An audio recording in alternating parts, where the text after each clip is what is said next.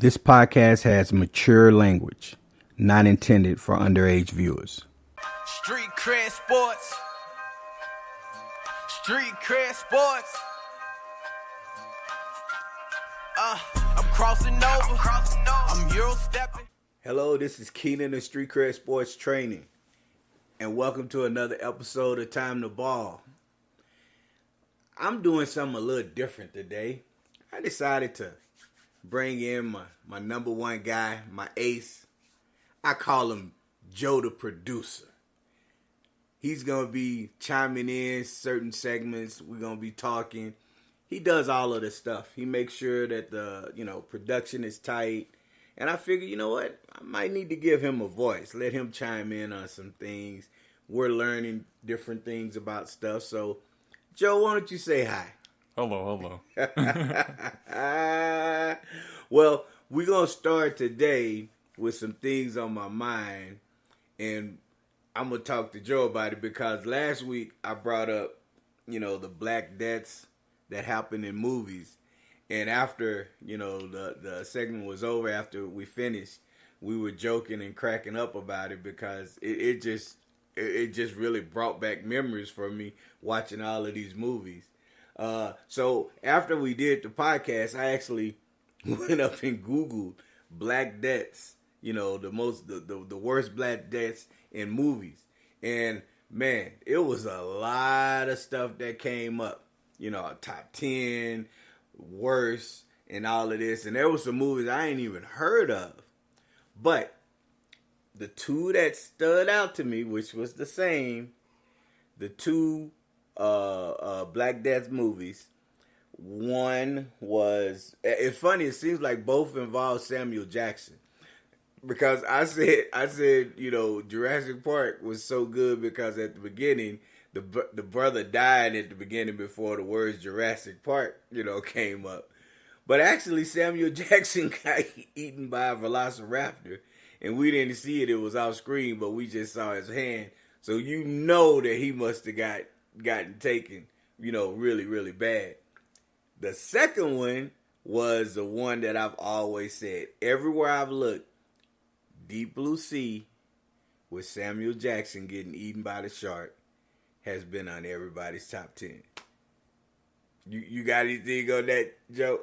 I mean, honestly, it feels like they're targeting the charismatic characters, like always the ones with like the most like character they always kill off like right then and there. It's like, well, this is gonna be a funny movie, but now it's not.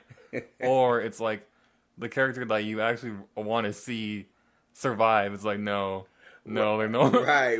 Because look, when I saw Deep Blue Sea, I knew people were gonna get eaten by sharks. Right, I knew people were gonna die. It was when the guy was looking at the water, and I was like, "Hey man, something about to happen." I was like, "Yo, Sam, you need to move, man. Something about to happen." And then that's when the shark came out, and it was bad. It was real bad. So, well, you got any favorite not on the Black Deaths? Because we not in a lot of horror movies, and you see why we not in a lot of horror movies. You got any favorite scary movies or favorite death in a scary movie that you remember? Honestly, I would just say, as far as scary movies go, I would just say, which is funny because we brought up recently, Rubber. Yeah, we gotta see that movie. Just watching people's head explode, literally, that was super funny to watch. But I mean, even beyond that, I really liked The Thing. Just the movie The Thing? Yeah. Okay, yeah. Hold on now. Which one are we talking? The first one, the first one, 82 yeah, with Kurt Russell? Yeah, the first one. Or the new one. Now, the new one was good because it was like a prequel. And if y'all don't know about The Thing, see, I'm a horror movie buff. I've seen so many growing up. It's an alien life form, and what it does is it imitates the host. It kills them, and then it takes over their body, and it makes you think it's them. And it uses that appearance to hide amongst people and kill them. So it's killing everybody one by one. The special effects in that movie were amazing. And this is a time where there wasn't CGI and stuff. So if you've never seen The Thing, you have to see it because you don't know who The Thing is. You don't know who ends up, making it out the end. And I know Peter was mad because The Thing was taking out some of those dogs in the movie. Yeah, I mean, it makes it such a better movie because my biggest gripe with scary movies is it's hard to make the typical thing scary because if it's a monster movie, you know it's a monster. If it's a zombie movie, you know it's zombies. Like, there's a finite amount of things that you can make scary over and over and over again. Right. But the thing about The Thing is, like, you didn't know who the thing was. You didn't know, like, you're in the back of your mind, you're like, okay, well, maybe it's them, maybe it's not. And, like, it was always, like, you never knew what was going to truly happen. And right. I think that's what really set it apart from other scary movies beyond just, like, oh, my house is possessed, my dog is possessed, or there's a tire exploding people's minds, Yeah, hey, look, he mentioned this movie. It's called Rubber. It's a movie that I'm going to have to see. And I actually remember, I was on something and I remember seeing something saying rubber and it was a tire and it had these evil eyes and it was a horror movie. So when he's talking about it, was it during my birthday? When everybody was over here? It was, during your birthday, yeah. So I had the kids over. And for those of you who don't know, Joe is my youngest. So he's the one, he's my IT guy. He's doing all of this. So we were all over here and talking about scary movies, and Joe mentions Rubber. And I remember, and everybody's looking like, what's Rubber? And then he starts explaining it, and people were like, huh? What is it? So I need to see that movie just because I need to know what it is, because it is, like, look, I once watched Attack of the Killer Tomatoes. Right? So if I can watch that, and I still don't know how they ended up, why they were attacking people. I don't know if they were mutated or what, but if I watch that movie, I think I need to watch Rubber. So, yeah. Anything else on that? I kind of feel like I'm a Rubber advocate at this point. I feel like I'm just, like, trying to preach the choir of Rubber. Like, it's not even that great of a movie. It's just, like, it's such a wacky movie to just throw on, because, like, kind of like the Winnie the Pooh thing that you mentioned last week. Oh, I gotta get back. Hey, on the bonus content, I'm gonna get back into that. It's really funny when I talk about it. You're gonna be like, yeah, see, I told you, I'm a prophet. Anything else, Joe, on the scary movies? Let black people live longer than 20 minutes, please. Yeah. For all the black people out there, we need a little bit more than the beginning of the movie and the middle of the movie. And don't tease us by letting us make it to the end thinking, okay, we're going to make it, and then no. I think it's so bad now, they even make it to where we make it, and then you like, man, you know what? Hey, the brother made it, out of the movies, and then you find out he dies of cancer or something like that. No, you leave the theater early and you find out in the mid-scene credit, the monster came back and ate him. Like, oh, man, what? No, they made it. No, man, you just stayed to the mid-scene credit? No, I didn't do it. Oh, yeah, no, man, he ate. Oh, man, he just, like, really tore him up. Oh, man. So yeah, keep us alive for a little bit more, and we'll go from there. So, all right, let me go ahead and move on to things that interest me. Well, NBA season started last night. Now, full disclosure, I did not see the Lakers and Nuggets play. Now, Nuggets were getting their rings from winning the championship. It's usually first game of the season. They usually have the champion playing the first game, and they highlight it. And sometimes they make it a really good, intriguing matchup with a team that they played, last year. And often it's usually like the same conference team. Well, this year it was the Lakers. Now, here's why I'm bringing this up. And I'm going to be real quick on this. There was a lot of back and forth after Denver won the finals. They became champions. between them and the Lakers. You know, the coach for Malone made a joke that, you know, he was the Lakers' daddy. The coach for the Lakers said, "Yeah, we gonna see them again. We're gonna see what's up." Anthony Davis made a comment about he couldn't wait for this game. LeBron James said he was tired of a lot of talking and disrespect, and they were gonna make it a point to let people know what time it was. Cool. You can't come out, Anthony Davis, score 17 points in the first half and not score a point in the second half. If you're about, you know, really letting them know who you are, you can't do that, man. Now, of course, we know Anthony Davis is a great player. I wouldn't even really been so upset about it if he wouldn't have had a second half. For me, is the fact that he was doing all that trash talking. The Lakers were doing all that trash talking. And from the little bits that I saw and from listening to people talk about the game that played and everything, didn't really seem like it was anything that, you know, Denver had to worry about throughout that game. So, yeah, I was very disappointed in that game. I was very disappointed that, you know, they didn't show up the way they talked like they were going to show up. So, it's kind of one of the things where you can't be trash talking, because when you're trash talking, you need to be able to, come through. So let me move on to my next part. I'm going to talk about Devin Booker as a point guard. Now, he did really well in the clutch last night against Golden State, facilitating, getting the ball to the right person when it came, you know, crunch time to get shots, because obviously he can score. He was doing his thing first half. You know, I think he had like 20 something in the first half. So he was bringing it last night. And the question has been, you know, when it comes down to it, do you need a point guard? And I know that they were going to use Nurkic. I can't pronounce his name. Yusuf. I know I can say Yusuf. He's the big. They run the offense a lot through him. It looked really good because guys were kind of free flowing. You got the energy guys and stuff.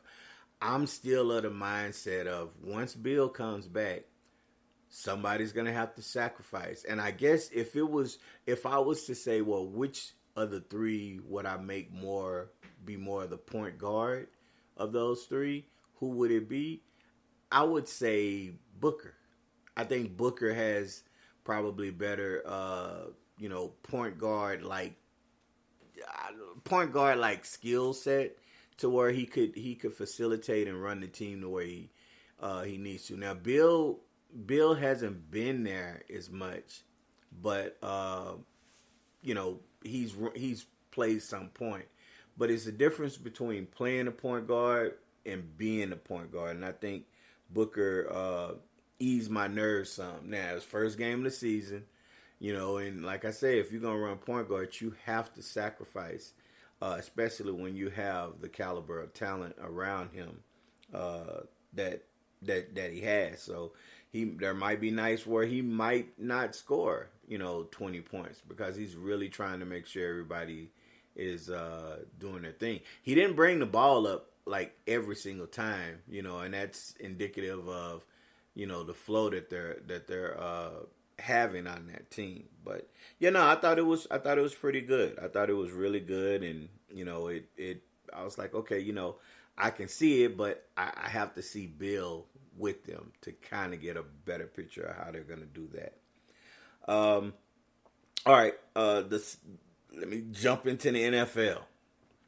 Now, I really seem to think that the NFL has started to even out. I mean, your mom isn't as much. She seems to be kind of sad these days with her Saints. And I was able to sit and watch a game because I was off on Thursday, and it was interesting. She says, I'm just okay. I'm just gonna, sit and deal with it. I'm not gonna be, up or down or whatever. then the first quarter started. What the hell are we doing? There's something to be said about the passion that she has for her sport team. I haven't seen it in years. I've never seen anything like it from her. She becomes a whole different animal. She's like she could be the sweetest woman in the world, but then whenever her team is playing, like it becomes ruthless. Yeah, see, I try not to be here, so I was like, oh damn. The Saints play Thursday night, and it's my day off. And I was gonna try to leave or go in the other room and find something to do. And she's like, "You don't want to sit here with me and watch the game?" And I was like, "No, not really." She was like, "Baby, you should watch the game with me." And I was like, "Okay, all right." And I was like, I knew it was coming. Oh, I know. But I will say she tempered it a little bit. But she got going for about a quarter and a half, boy. She was raw. I think we should film her like a documentary of a fan, because it's crazy. It is really bad how bad she gets. Yeah. I feel like she would pick a fight with herself if she could. Like, yeah, just exactly. She would probably be whooping her own ass if she could. Hey, well, okay, so back to the NFL. I think it's starting to even out. You saw San Francisco lose 2 games back to back. Close games. Miami lost to Philly, and Detroit got blasted by the Ravens. That one I didn't see coming, but it seems to me like, first through like week 3 or 4, you had some real dominant teams. Now you have 2 teams that are at the top of the pack, which is Kansas City Chiefs. I think they're at 6-1, and Philly's at 6-1. They're winning, but they don't. It doesn't feel dominant. There felt dominance with the 49ers through the first 4 games. The last 2 games, they've kind of come back. So, I think teams are starting to play better. You're starting to have a little bit better continuity with some of these other teams. So, I really think that, you're going to probably see some shifts. It's going to be competitive. I really feel like it's going to be competitive throughout the rest of the season. Let me touch on this one thing. I always, how do I put it? I got a question. I'm gonna pose this question. The question, and it's to everybody. It's actually to myself as well. Are we able to separate the player from the person? So I'm gonna use one person as an example. Okay, Terrell Owens. I think it's Terrell or Terrell. Well, it's one of the two. I know he doesn't like to be called one, so if he happens to hear about this, my apologies, man. I didn't want to mess your name up. It wasn't intentional. He could ball, and you go through the pantheon of wide receivers, and there's argument that he's in the top 3 of all time. Jerry Rice, him, Randy Moss. Now, there are lots of different ways you can look at it. There are other people that say, oh, no, he's not as good as this person. But when you look at the numbers and the impact, I kind of see it. Now, T.O. actually puts himself above Randy because of certain things he did that Randy didn't do as much. And that's a great, argument. And it wasn't disrespectful. But the reason I asked that question is I really feel like there are a lot of people who don't like his game because they didn't like his personality. I wasn't big on his personality from the sense of most of the time when they were talking about him, they weren't talking about his game.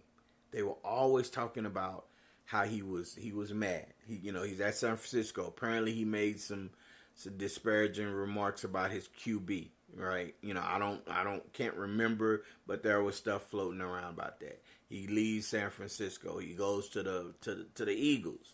When he's with the Eagles, he's doing great. They get him. They get to uh, a Super Bowl. He does the unthinkable where he got injured. His leg was broken in December. He rehabbed 6 or 7 weeks, and he made it to play in the Super Bowl, and he was productive in the Super Bowl. So it's not like he was a bum in that stage, right? But then he has an issue with the quarterback. There's a big blow up with him and the quarterback and the coach. Then he leaves. So he goes to the Cowboys, right? Now, when he was with the Cowboys, there was an incident when he was with the 49ers that he did disrespectful to the star, and nobody figured that he would ever be a Cowboy, but he goes to the Cowboy, does well. They have success, not the success they want. He's a big part of the success.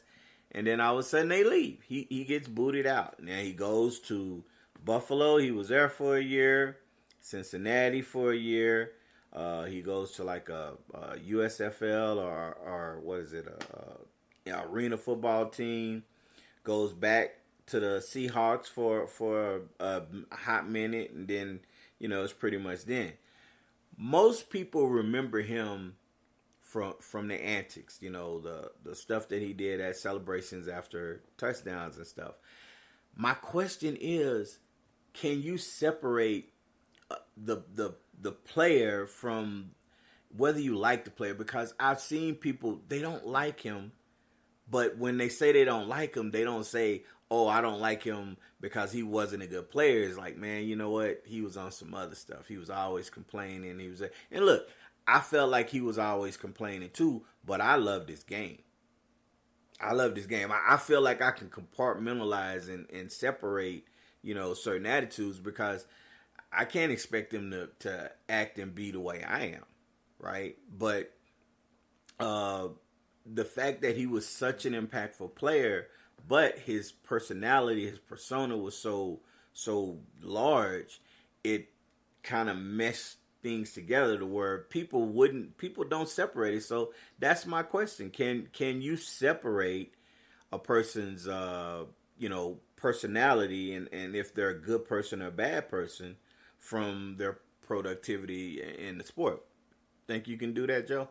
Sure, I'll chime in with my 2 cents because, funnily enough, I just had this conversation recently with, so I don't follow ball sports, I don't follow, most sports in fact, but, I do follow, combat sports, things like MMA, BJJ, kickboxing, things of that nature, and, there's a fighter called John Jones. People may know him in the space that, or in the space, but like, he's done a lot of things outside of the cage or outside of performing that a lot of people either don't like or has tainted his image, and but so many people regard him as the greatest of all time because he's been undefeated besides just one loss that was because of a technical rule. Right. Rather than him actually getting beat up or losing, he disqualified himself from that instance. So, I feel like it's really hard, especially nowadays, where people want to they want to be engaged in the players. They like the whole culture of the team. They want to know, they really want to know the team. So I think it's hard to really, for some people, to compartmentalize the player and the person because they're one and the same almost. Because, would he make certain plays because he's that person? Like if he was more of a quote unquote good boy, would he be going for the extra miles? Would he be going for the extra stuff? Would he be going for the trash talk? Would he, So it's hard to really say, would he still be the same player if he wasn't the same person? That's a good. So it's really hard to really say, is it a thing to look past? Not look past, but like you said, whenever people comment about him, it's usually about his outside performances, not his in-game performances. Right. So from that perspective, I would say, or I understand your perspective, especially because there's a lot of athletes like that in any space where they might not be the greatest person, but they show up really damn well every game or whenever it matters most. So Right. it's really hard not to love them as a player. Yeah, no, I agree 100% with that, and it goes with it. I've always said I would never want to meet, my sports hero or icon, because of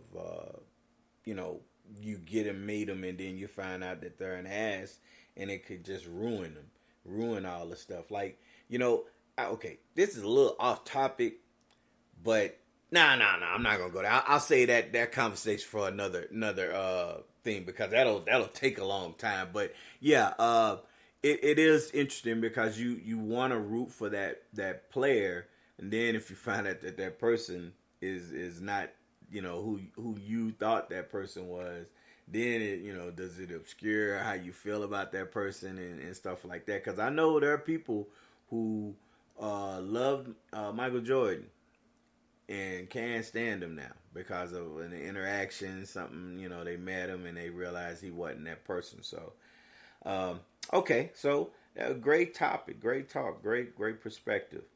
All right, so now I'm going to move on to my basketball ideology. All right, so the first thing I'm going to talk about today is, my question is there a disconnect between city leagues and player development?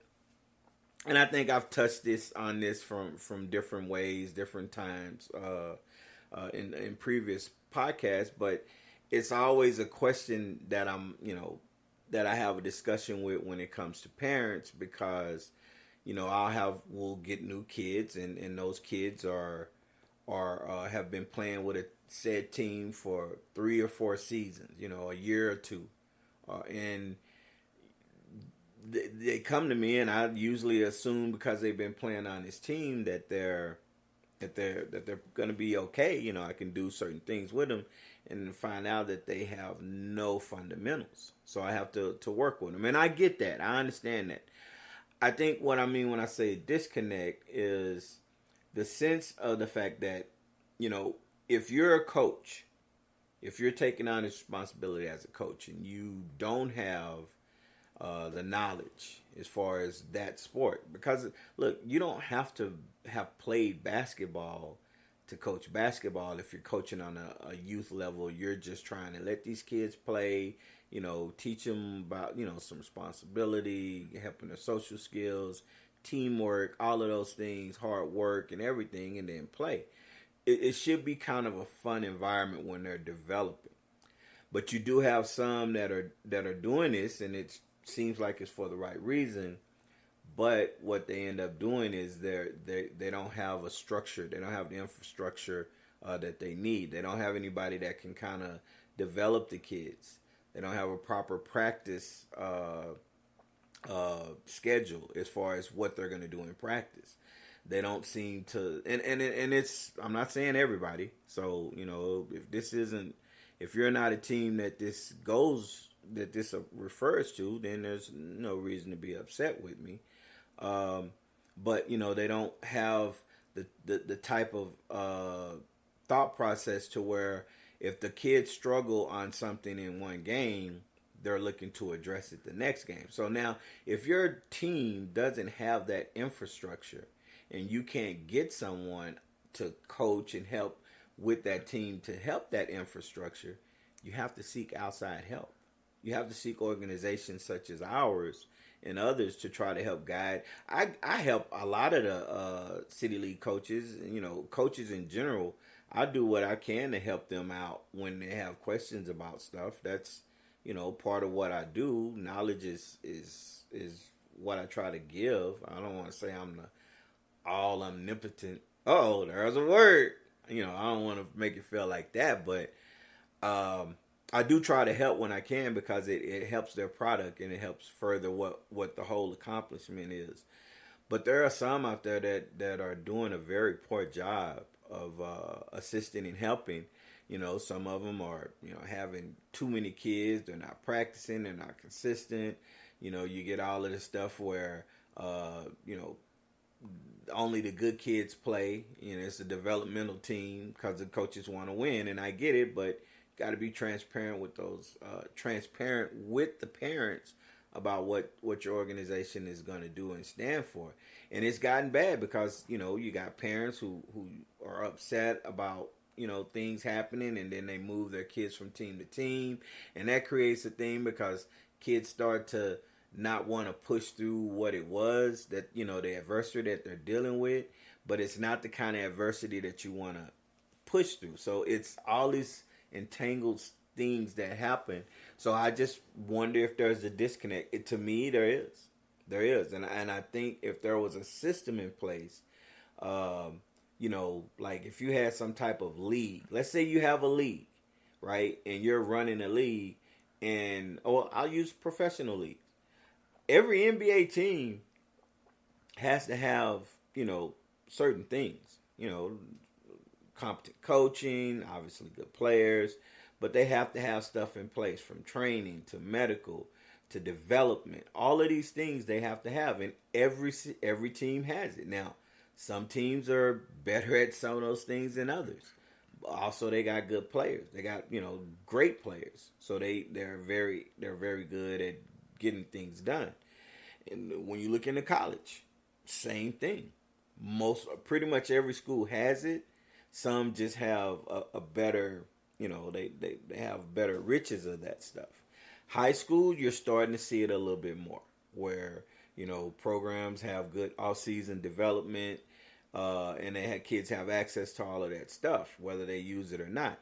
I think it should be something that we start to employ with the city league coaches, to where it's something universal, because you can't have a coach who knows little to nothing about basketball, but maybe he or she has a son or daughter that love the sport, and they're trying to give them an opportunity to play, and they're doing it, and they're not fulfilling, they're hurting it more than they're helping, and they don't really understand that they're hurting it.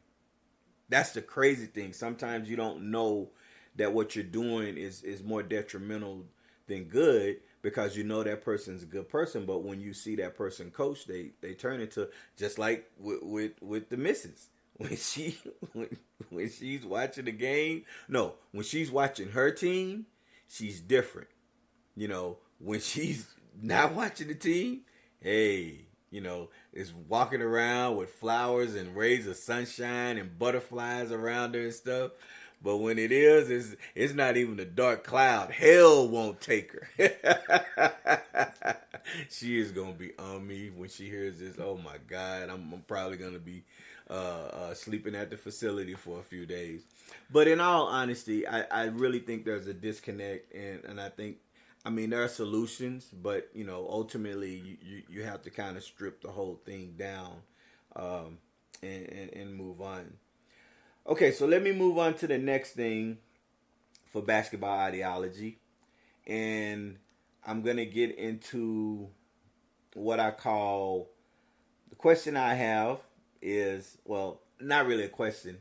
I feel like we need more high-level travel teams that play in big events here in the city, not low-level tournaments. So, what do you mean, Kay?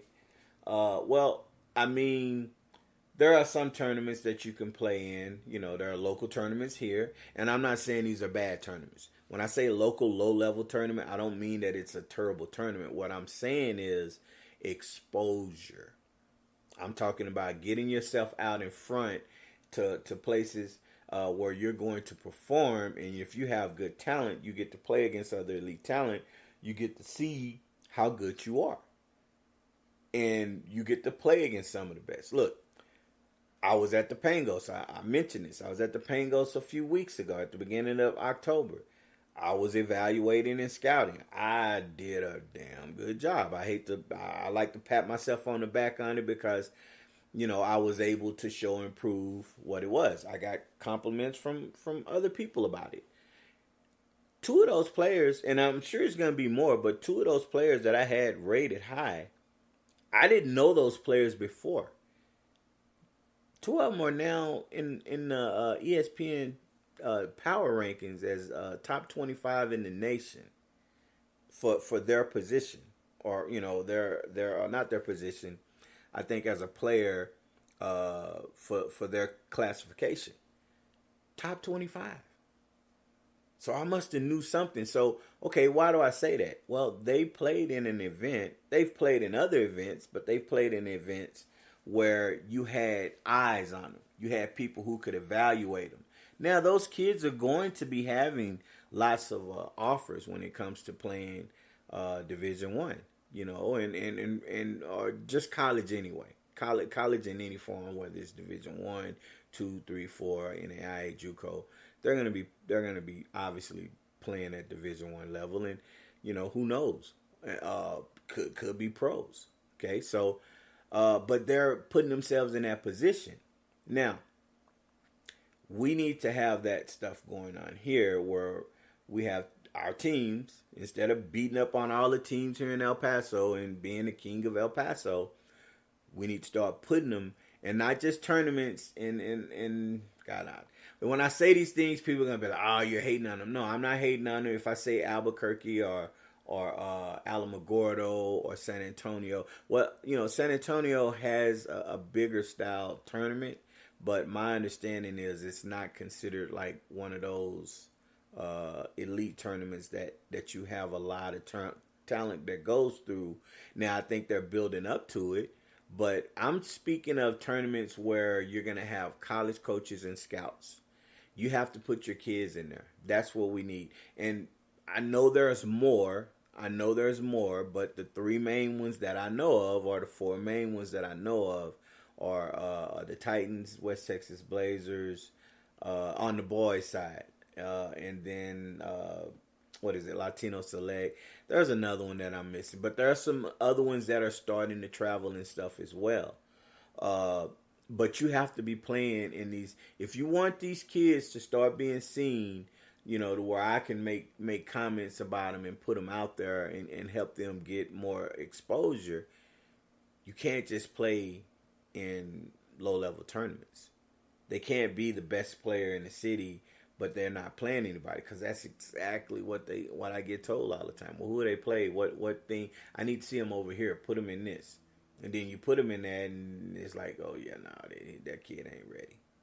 They need to get in there and see that they're not ready, so they know what level they need to play on. So we need more teams. We have one team on the boys' side that I know of that's like a Nike team. I think it's Nike Pro Skills. There could be more. But as far as I know, that's out there that I see is that.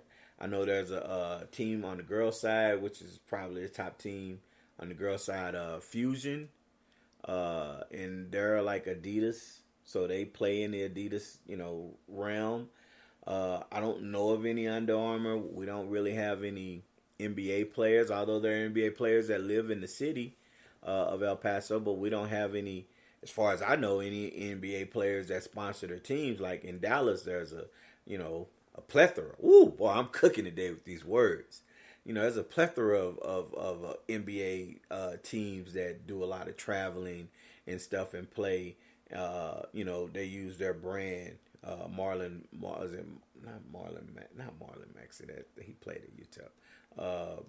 Guys, I'm trying to think of the guy's name.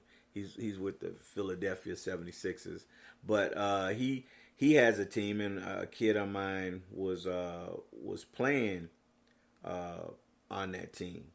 So you have a lot of team. Tyrese Maxey, that's his name. Tyrese Maxey. He has a team. You have all it. When I went to the Las Vegas Big Time tournament, there were so many different teams that were sponsored by NBA players, so we need to start tapping into that and put something together so we can get these kids. Or, you know what, we need to send the kids that we have to the organizations that are here. But I think if we have a couple of more, it gives more kids an opportunity. Because if you only have like 3 or 4 big ones, that's not enough if you have a lot of talent. But you don't want it to be watered down. So, I think that's something that, I think it's trending up, but I think, it's going to probably take maybe another year or two to maybe have some elite status teams. But where it is now with the 7 and 8 grade teams, they are traveling on the girls and boys side. So, I'm hoping that in the next year or two, those teams that are started out younger will be what I'm saying as far as having high-level travel teams. So we will see. Well, that is all today for this. Joe, you got any parting thoughts with anything? I would just want to touch upon the difference between, or like the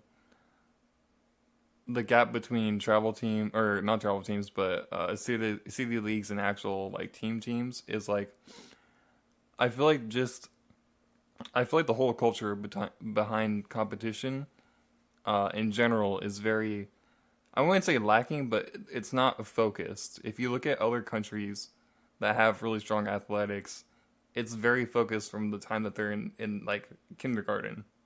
You have a lot of leagues in Russia where, I mean, a 6th grader could be stronger than like an American 12th grader sometimes. Right. And it's just because they really know what competition is and what it needs. Right. Whereas in America, it feels like a lot more like what you're saying, where it's kind of just like people are showing up to like give an opportunity rather than like, hey, let's try to make this into something.